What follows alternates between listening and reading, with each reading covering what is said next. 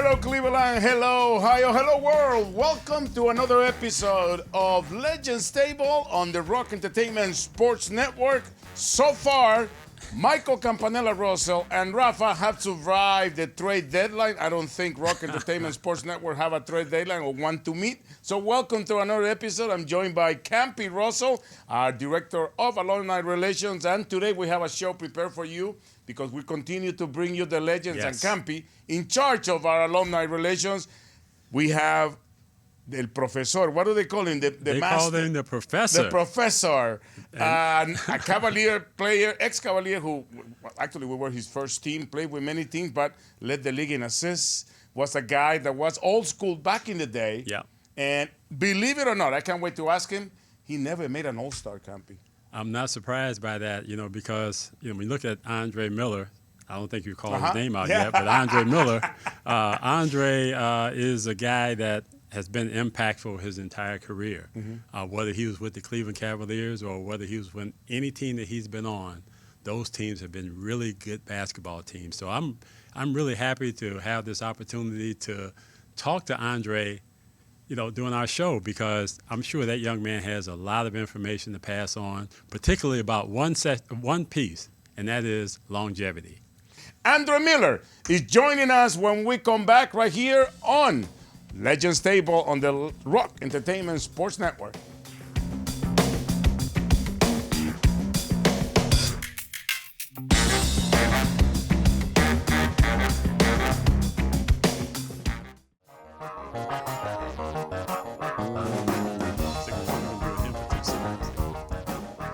Welcome back, everybody, to Legends Table. Do you hear that bell? That bell means that class is in session at Legends Table. Campy, Rafa, and Andre Miller, the professor, joining us on Legends Table. Andre, welcome to the show. Thank you for joining us. How's everything going? Pretty good. Thank you guys for having me. I'm excited. First question, let's get it out of the way. Where does the name the professor come from? And do you like that? And tell us about it. Tell us the story. I don't know where it came from. From what I can remember, it came towards the end of my career. I can say maybe around 2013 or 14 when I was playing in Washington, somebody said something like that while I was walking out of the arena into the locker room, and I think it just stuck. I think my teammates started calling me that, and then it just kind of spread around. Well, Andre, I'm not surprised that you're called the professor, because I know one thing. Over the time that I have watched you play, over those many years that you have played, man, you had the game down to a science for a point guard, particularly a guy that was your size and that showed up every single night, no matter what the situations were. I've been very impressed with your game, and there's no question you are a professor, because you know how to teach, as well as you know how to do whatever is necessary to put your team in a good situation. Yeah, I appreciate you saying that. That's how I was raised, becoming a student of the game, just enjoying myself and helping my teammates and people around me get better. And, that's what I prided myself on when I was an athlete, and, it all worked out. You were a guy, Andre, old school, back in the day, that you were considered an old school style player. We'll hit the college years later, but first I wanted to ask you about the beginning of your professional career. You were drafted by the Cavs. You come to a city where, you led the team in assists, led the league in assists for a couple of years, and established yourself as an NBA player. Can you go back to those years, the beginning of your career, and tell us about your experience in Cleveland, your experience with the Cavaliers, and how that helped you grow as a basketball player for later in your career? Man, I was fortunate enough to be drafted in '99 by Cleveland, and I'll probably say it was probably the best time of my life living in Cleveland.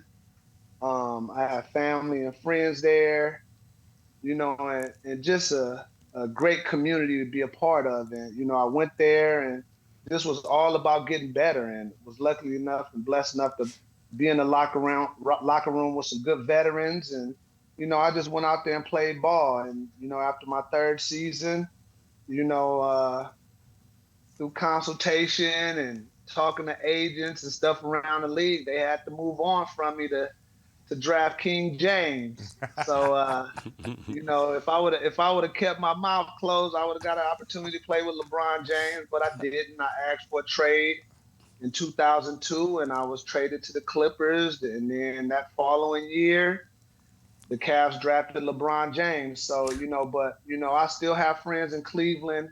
I will say, it was when basketball and the NBA was fresh for me. It was a dream come true, and just meeting people along the way and developing friendships that I still have was exciting time. Well, Andre, when you mentioned being here, I mean, being drafted by the Cavaliers, and for me again, when I think of Andre Miller, I just think of a guy that is a outstanding person. Number one, number two, the guy plays the game the right way, has always played the game the right way. And the thing that I really marvel about you was the pace that you played under. Where you showed the defense so many different paces so that they had a hard time trying to keep up with you. So speak to us a little bit about how you developed that type of a game and where that come from. Well, I mean, obviously, I was born and raised in Los Angeles, and I was able to, turn on the TV a lot and watch Magic Johnson and the Lakers and all the other NBA teams. So, it was just something that was in my face, playing team basketball, somebody I looked up to in Magic Johnson, where he just made people around him better. So as I began to get older and really get into basketball, I just tried to keep the game simple. It was simple for me. I of course people say, oh well, he was slow, he wasn't athletic, and actually that wasn't the case. It was just I had a good change of pace with my Yes. game. So I could move and get around and jump with the best of them, but my thing was just to keep some of these guys off balance with change of pace and then I'll mix it up with the passing and the scoring. So I just tried to have a balanced game about myself and adopt all the parts of my game from guys that I saw that came before me. So I just put my own mix to it, and it ended up working out for the best. Andre, when you look back at, you just talked about how you played the game, at the pace you played it and how you played it and how you approached it. Mhm. Do you see any guards out here nowadays that show that same type of tenacity that you have and the way you played the game? And also, can you speak to our young audience about playing the game at the right pace? Yeah, I mean, I can't think of any players offhand. I mean, everybody got, that extra wiggle, and now you get that extra step. It seemed like everybody traveling now, and I mean, but I like the way all the guards play in the league, and I could have did those things, but I just didn't. But to the youngsters out there, I would just say that, even when I went on my job interviews, the interview for a head job when I was coaching in the G League, my message and my philosophy was just keeping it simple, and it might sound cliche, but harder, smarter, and simple. Hmm. And that's what I pride myself on. And it's a lot of distractions that these kids got to deal with social media and parents and all types of stuff. But you know, you can't complicate the game. All the game is gonna always start with the fundamentals, and you might have people that come along and junk the game up and change the style, but if you keep your fundamentals and those simple, harder, smarter, simple, that can take you a long way. And then when Yes. you throw in a high character person, then that makes it even, more desirable to be around a player like that. So, that's what I did. That's my message to everybody. These youngsters that's out there doing it, that message is never going to change. The fundamentals of the game is never going to change. So, I just stick with that. Well, we're joined by Andre Miller. And Andre, I wanted to talk to you because we talked about your style of game and the pace and everything you just talked about with Campy. But I can say, even though you were a point guard, a pass first point guard, you made a living with the mid range jumper and an excellent one at that. in this day and age that everything is being pushed by analytics and pushed out to the 3-point range, how do you think your game would translate on the shooting side? Because I think your passing game would translate and play at any era, at any level. But on the shooting side, how do you think that game would translate? Especially, there's still some guy, the minority of guys making a living from the mid-range side. Well, I mean, for me, basketball is gonna always be basketball. I mean, it's whatever way you got to put the ball in the basket, you put the ball. Whether it's a mid-range, a three-pointer, a layup, a free throw. I'm not the guy that's gonna go into a locker room and tell a guy, "Oh man, this mid-range shot is not good." That's for the geeks and the guys that want to junk up the game and say, oh, well, it's either the three or the layup, and throw math into the game and kind of discourage, guys like me, guys that bring the right mindset and how to play basketball the right way. You know what? I'm not the greatest shooter. I'm not the greatest, defender, but I'm going to have to perfect something. And that was passing. So, I prided myself on, I'm like, you know what? I still can shoot the ball. I can still score the ball. I can still defend. But where I'm going to separate myself is with my brains and my passing ability. And you definitely did that in your years in the NBA. We'll talk about those 17-some years in the NBA when we come back on Legends Table with Andre Miller on the Rock Entertainment Sports Network.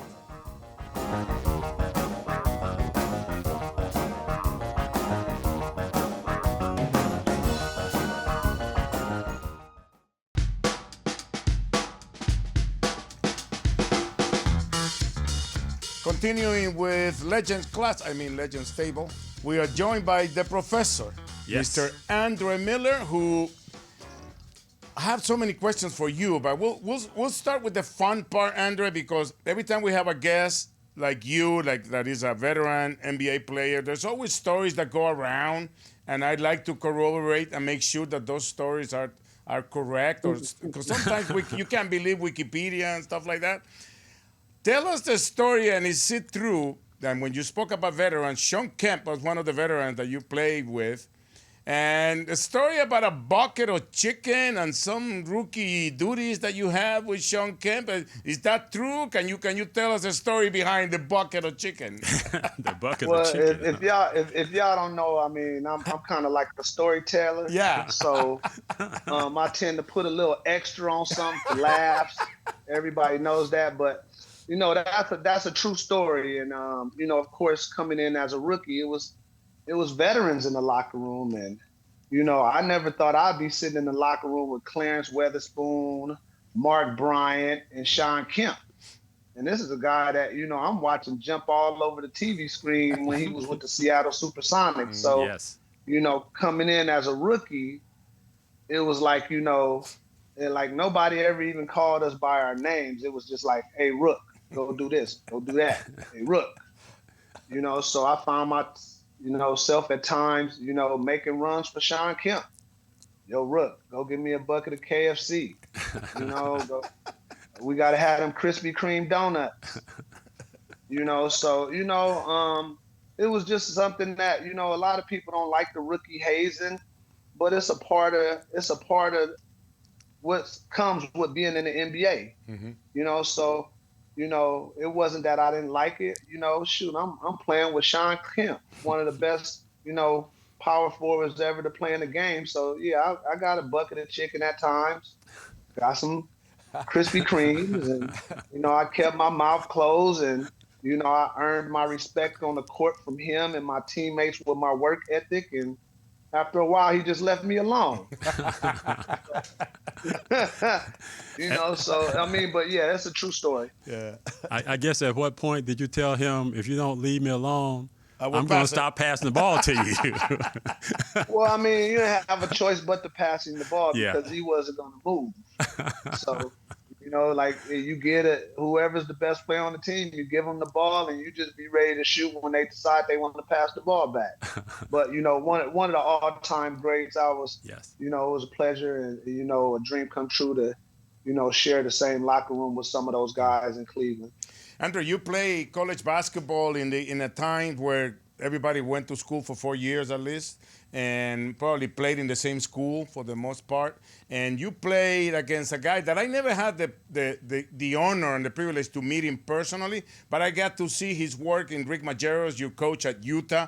You played in the championship game, and unfortunately couldn't come out with the win. But how much did that prepare you? Or now you looking back as an NBA player, how much do you think those 4 years and the experience and the lessons learned by Rick Majerus, that every time I hear about him, I always hear wonderful things. And I was with the Nets with Van Horn, and he always talked about great things about Rick Majerus. How did that prepare you to become an NBA player? You know what? It was what I needed. It was what I needed. I knew the game. Growing up, watching TV. I already understood being unselfish and being a good team player and just playing basketball the right way. And then I go to University of Utah, and this is a big fat white guy there, and he's just like, it's like straight military for 5 years of college. Everything was a routine, and the amount of knowledge that I learned, as far as I had work ethic. I knew how to work. But did I really know how hard to work? And Majerus got that out of you, and he instilled in me more work ethic, details, consistency, all those things. So by the time I got to the NBA, I was already ready to go. Now I just got to go in there and keep up with the speed. Of course, there's more athleticism, but intellectually, I was ready. And I knew I would be able to compete. Now I just got to do it on a higher level and more on a consistent basis. So Rick Majerus, he was the world for me. He promised my mom when he came into the home and offered me a scholarship that, by the time your son leaves this university, he's going to be a man.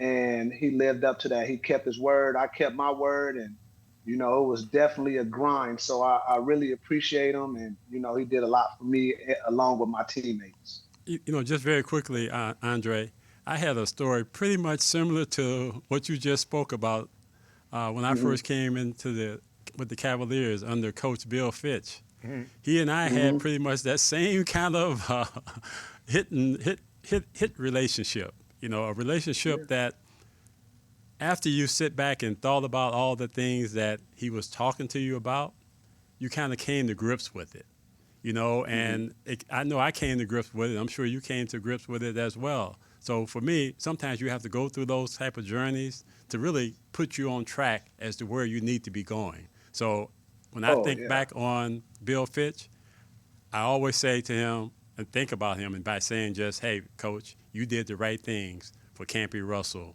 And for me, that was something that I needed to have at that particular time, and he delivered it. And I'm sure the same thing happened to you with Coach DeJesus. Man.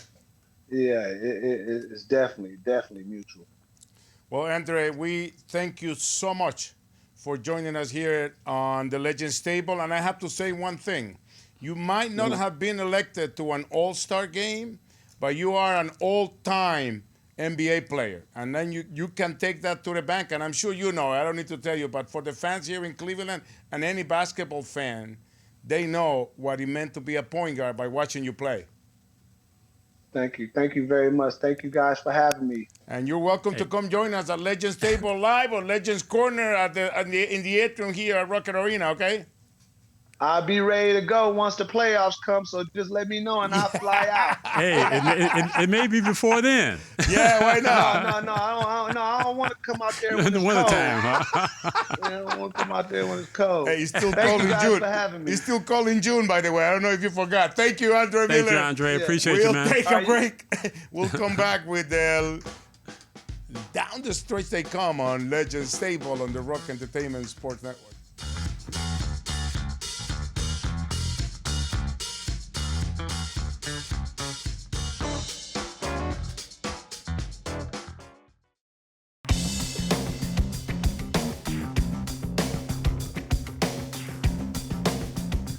Welcome back to Legends Table. Man, Rafa.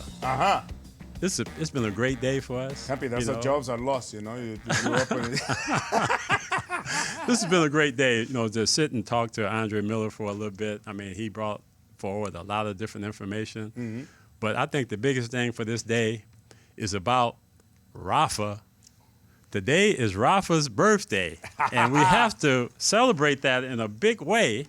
And the biggest way we can celebrate that is to present him with this beautiful cake. Oh, my God. And the other piece of it is you have to share it with the rest of the studio. All right, yes. Hey, and I'm turning 21, so any you don't want to be 21 again, do you?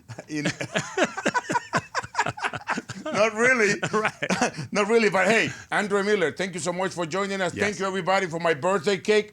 And if there's one guy that could play at any time because he's a past first point guard, not many of them exist anymore, it's Mr. Andre Miller. There's no doubt about it. Andre was just such a spectacular player. He played the game the right way. He was always a good teammate. He's always on good basketball teams, no matter where he's gone. He has always impacted the team that he has been on. And that speaks volumes to the kind of guy he is, but also the type of talent that he has. And just to make me enjoy this even more, do you bake this for me?